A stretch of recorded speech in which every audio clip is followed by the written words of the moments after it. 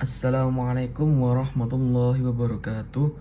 Perkenalkan, nama saya Nurianto dengan NPM 64236060, semester 1 dari Prodi Teknik Mesin. Saya mendapatkan tugas literasi untuk mereview sebuah buku.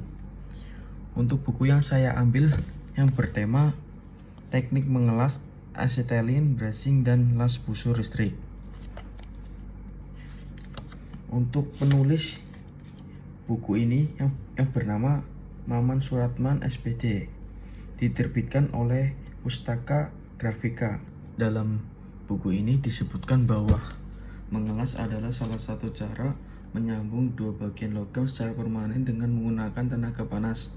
Tenaga panas ini diperlukan untuk mencairkan bahan dasar yang akan disambung dan dikawat las sebagai bahan pengisi. Setelah dingin dan membeku, terbentuklah ikatan yang kuat dan permanen. Dunia industri memerlukan banyak sekali operator-operator, tetapi tentu saja yang diperlukan adalah operator yang memiliki kompetensi produktif, dapat bekerja efektif dan efisien, atau dapat memenuhi prosedur kerja pengelasan yang baik, sehingga menghasilkan pekerjaan yang berkualitas.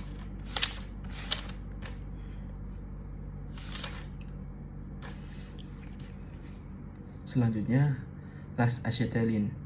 Las asetelin dalam kata lain kelas karbid adalah cara pengelasan dengan menggunakan nyala api yang didapat dari pembakaran gas asetelin dan oksigen atau zat asam. Seperti halnya cara pengelasan yang lain, las asetelin digunakan untuk menyambung dua bagian logam secara permanen. Dalam penyambungan dua logam ini dapat dilakukan tanpa bahan pengisi atau dengan tambahan bahan pengisi. Hal ini bergantung pada ketebalan plat yang disambungkan dan jenis sambungan yang diinginkan. Selain digunakan untuk menyambung dan menyolder, las asetelin dipakai juga untuk pemotongan logam.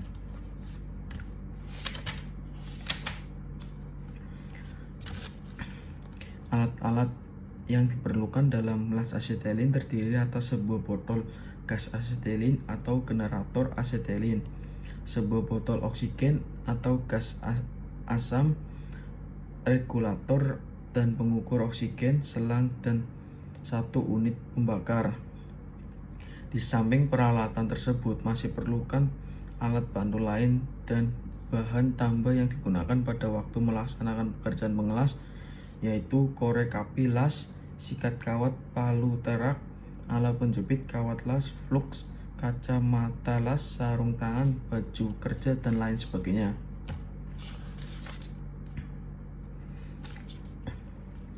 Selanjutnya, penyolderan adalah cara penyambungan logam di bawah pengaruh penyaluran panas dengan bantuan logam menyambung solder yang mempunyai titik lebur lebih rendah daripada logam yang akan disambungkan. Pada proses solder atau bracing, hanya bahan penyambungan saja yang dicairkan, sedang bahan dasarnya dipanaskan sampai suhu cair bahan penyambungan tersebut. Sebagai alat pemanas untuk penyolderan ini dapat digunakan pipa hembus, pemanas listrik, atau alat pembakar yang bisa digunakan dalam las gas atau las asetelin. Pelapisan permukaan mempertebal permukaan, termasuk juga proses pengelasan bahan pelapis yang dilapiskan pada permukaan benda, dapat berupa kawat las atau serbuk las.